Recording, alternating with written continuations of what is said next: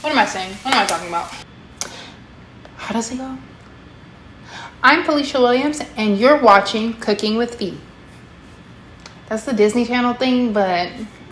1, 2, 3.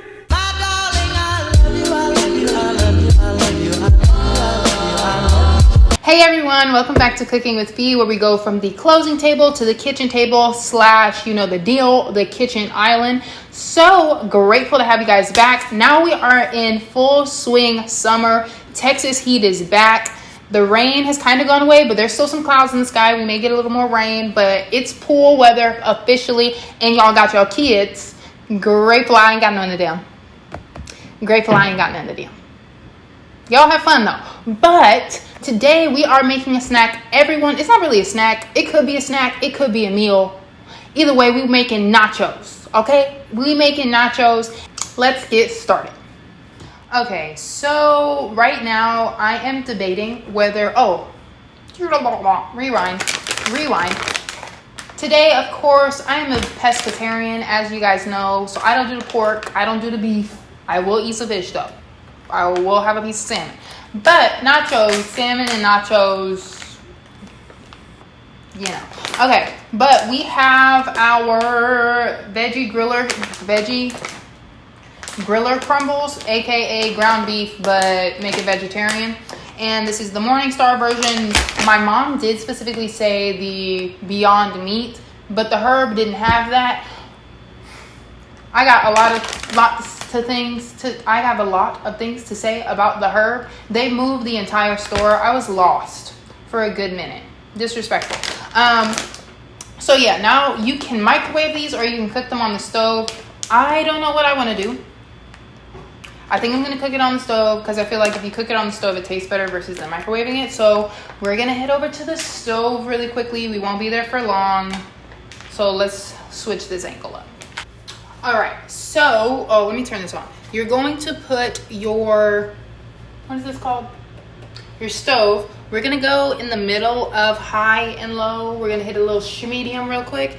And let's take our avocado oil because it's the healthy oil. It does say a specific amount. Let's follow the instructions, I guess. We are making the entire bag, so a tablespoon of oil. 1 tablespoon of oil. Pour. There we go. I don't think we're gonna need this for the rest of the... No, we shouldn't. Put in the sink. Put in the sink. There we go. All right, so we're gonna let this heat up, and then I'm gonna open this bag up. And the reason we're making the entire bag is because tomorrow is the Sabbath. Now, if you are not, 1 second. Now, I knew good and well I was gonna need them scissors, but I just gave up. Where the scissors at? Great. Moving. So, if you do not know what the Sabbath is, when the Lord was creating the earth, right? He did lots of things and lots of days. I'm not going down the whole list. We're going to wait for this to heat up a second. I'm not going to go down the whole list. But on the 7th day, the Lord took rest. Now, that is the Sabbath. The 7th day is the Sabbath. Back in the day, they was going on a different calendar than we go on. So if you celebrate the Sabbath on a different day than Saturday, hey, that's your business. But it's the 7th day. I choose to celebrate it and to honor the Sabbath on Saturday. Now, if the Lord, who created this entire universe, took rest and took a Sabbath day,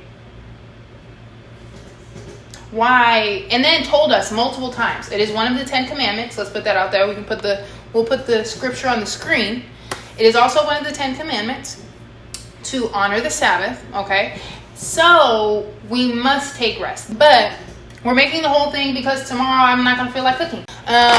So you're going to take your whole bag. This is pretty defrosted because I got it from the herb, went and ran some errands, got the rest of my stuff, and so it's already pretty defrosted. Now we're going to toss the entire bag. I might have needed a bigger skillet.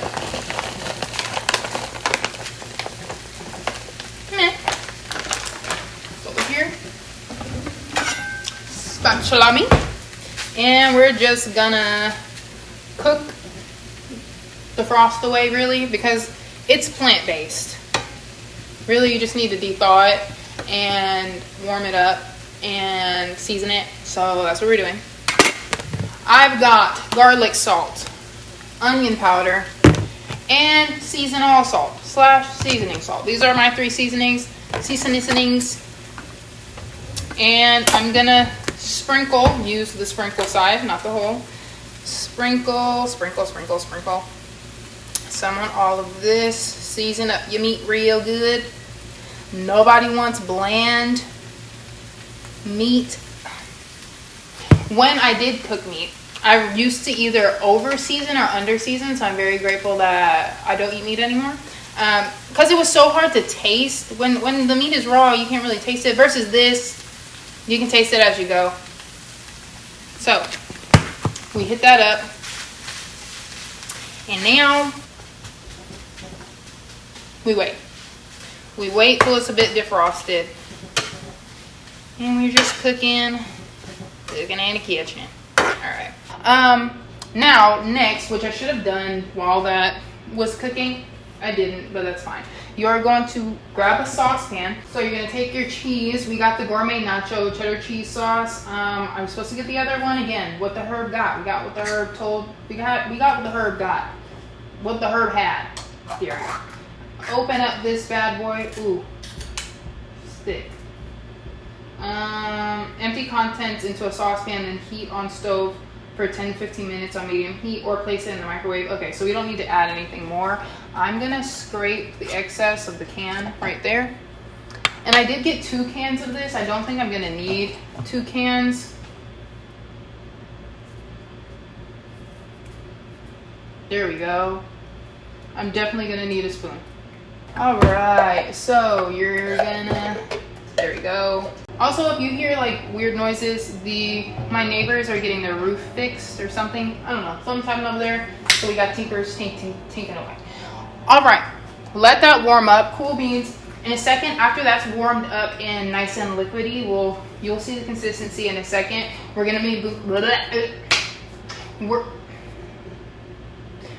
moving right back to the kitchen island to assemble everything. Again, this is quick and easy. What is it? Fast and easy. I don't know. Quick and easy. I think. Easy. Yeah. So we're gonna, and then we'll finish talking about the Sabbath and all of that good stuff when I can focus on one thing. Multitasking. Speak life. I'm great at multitasking. Catch the speak life part though. Okay, so we've been over here for a little minute, and the hotter the cheese gets, the more liquidy that it gets. So as you can see, we're getting somewhere. We're definitely getting somewhere. Beforehand, you saw it was barely coming out the dang old can. So now we just need it to be like a good liquidy caramel. You know, we're almost there. We're almost there. All right, so I think we're hot enough. There we go. You saw that. I know you saw that. I know you did. I know you did. There we go. So we're going to stick this now on the melt. I have a melt option on my stove. And I'm going to stick this on this back burner and keep it on melt. And it's on melt 4. Melt 4, there we go. Because I don't want to burn the cheese at the bottom. Actually, we're going to go to melt 3.5. Because I don't want to burn the cheese at the bottom.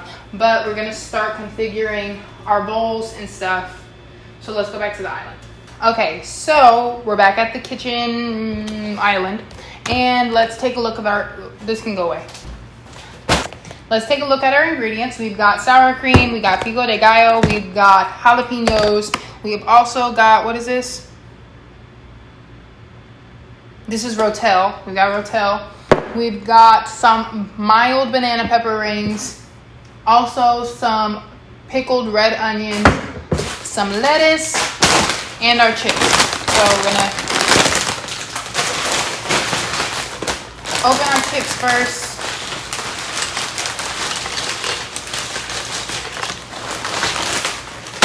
Now, I felt like the scoop chips made the most sense. So there we go. Let's get this out the way so you can see. I need a spoon. I felt like the scoop chips made the most sense. So what we're going to do now is I'm going to grab the cheese. We're going to put the cheese on top. Then we're going to add some meat, and then we'll add the rest of this stuff. All right. We've got our cheese that's still nice and cheesy. I wish it was a little more cheesy so I could just like drizzle it on. And we're going to see. It's okay. It's okay. Yours should be more liquidy. I am not a professional. We know this. Try to get yours more liquidy than this because mine is still kind of thick with 5 C's. You want cheese in every bite. Apparently we're not going to get that today. But set this aside. Some of our, what is this? Fake meat. Sprinkle, sprinkle, sprinkle, sprinkle, sprinkle, sprinkle, sprinkle, sprinkle, sprinkle, sprinkle. Sprinkle, sprinkle. That's a lot. Okay. All right, cool. Now, back to what we're talking about the Sabbath. So, there are some people that believe, oh, you don't have to do that. Like, you don't have to honor the Sabbath because Jesus came back and whatever their belief is. But the reason why we're speaking about the Sabbath today is because even though, now back to the people that feel like the Sabbath has been done away with. They're always going to give an answer of, oh, well, Jesus, did things on the Sabbath. He healed people on the Sabbath. Very true. Jesus healed people on the Sabbath. Jesus ate on the Sabbath. He worked to get some food on the Sabbath. There was, Jesus did his thing. Okay. Jesus was a pillar of, sorry, I make sure the little things were closed. Jesus was a pillar of not the norm. Okay. Back in the day. Before, the reason that Jesus was so gung-ho of, yes, I healed someone on the Sabbath. Yes, I told the disciples they can go grab some food out of the field on the Sabbath, is because the Sabbath was made for man, not man for the Sabbath, okay? So that means that the Sabbath was made for us to take rest. If God himself took rest on the seventh day, what our tiny little bodies, these little flesh bags, don't compare to God, our creator, and his very being. If he took rest, we need rest. So think of burnout. If you've ever experienced burnout, it's probably because you haven't taken a day off. You're just going and going and going and going and going and going. That's not good for your mental health. Stress kills people. Now, how do you get stressed? By burnout, okay? Not by burnout, but by constantly being in a state of burnout. Burnout is not good for your mental health. Stress is not good for your mental health. The Sabbath day is a day that was It's a day that was made for you. It was a day that you should be. Now, mind you, on the Sabbath day, not only you are supposed to rest. So if you see a fly, don't. The flies in Texas have been horrid. So that. But what was I saying? The Sabbath was created for us.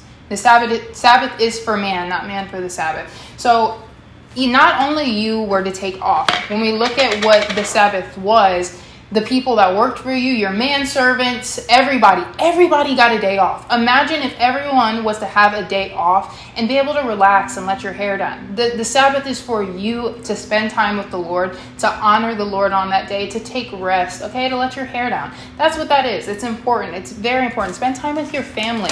I know all of the summer is very much a kid's Sabbath, I'm not gonna lie. Taking some jalapenos. Do I want to cut it? No. But as a parent, as someone, I'm not a parent. Y'all are parents.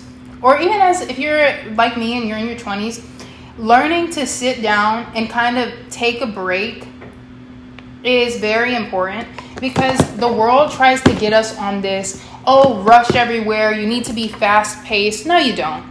Go at your own pace, and that includes taking breaks. That includes taking a Sabbath day. That includes being able to learn how to rest. If you don't know how to rest and you're always on go, you're always working, that sounds horrible. Realistically, that means work to one day never have to work again. But in reality, that is not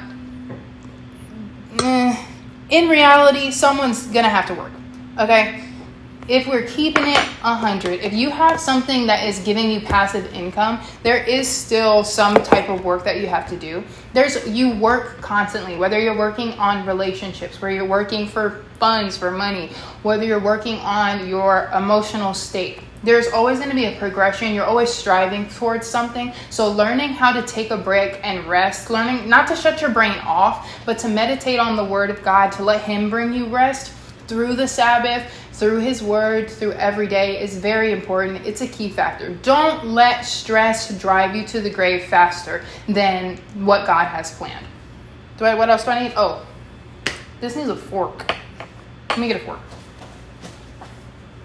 Now, my mom told me about these pickled onions. Don't exactly know how I feel about them, but it's like my brain doesn't like onions, but sometimes my taste buds like onions, you know? And did I just cross-contaminate a little bit? But these are our jars, and I really don't care. I bought it. Whoa.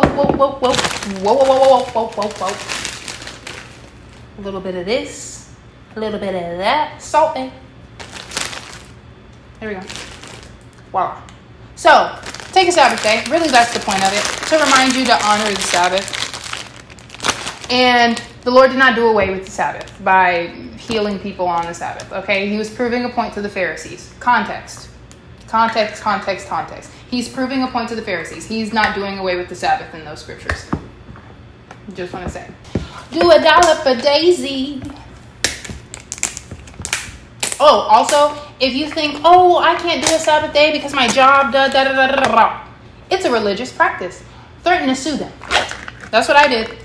That is what I did. Really, I didn't have to go that far because when I did have a schedule and I worked at Edible Arrangements, I loved Edible Arrangements. When I worked there, my manager fully understood. But if it had to go to that point, my parents had advised me as it's a practice of a religious rest day. And to fire me or to not give me that day, it's suable. So keep that in mind. If you need to sue somebody, sue somebody. If you don't really want to sue somebody, threaten to sue somebody. It always works. This is not cream cheese. I'm not going to lick the spoon. All right. It's time to taste this bad boy and to put Jasmine's plate together. So, yeah. I'll be right back. All right. It's time to taste test. And there's cheese on this one. Ooh, I don't want to break the chip yet. A little bit of everything. Get some sour cream. I got some cheese. I got some pico. Where did sour cream go? There we go. Pico. This is very messy. So I'm sorry in advance if you make this with your kids. And there's about to be a lot of flavor on this little itty bitty chip. But I'm packing it on. As you can see, I'm not gonna lie, that onion scares me. Okay. 3. I'm not scared. Why would I be scared? Because that onion. It was okay. 3, 2, 1.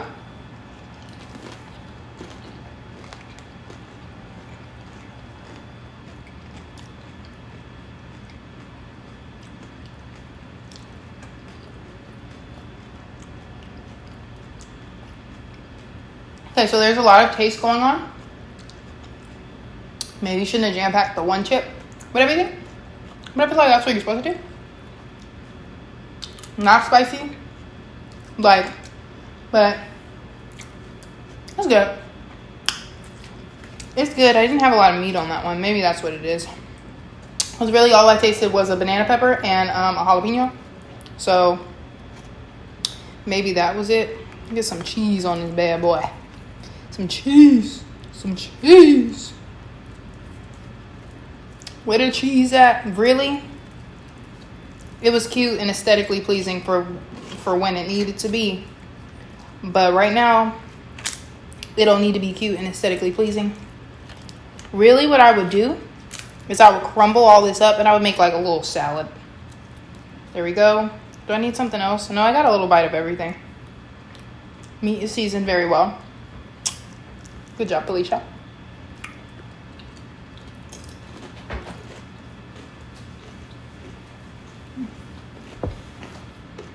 Nachos, baby.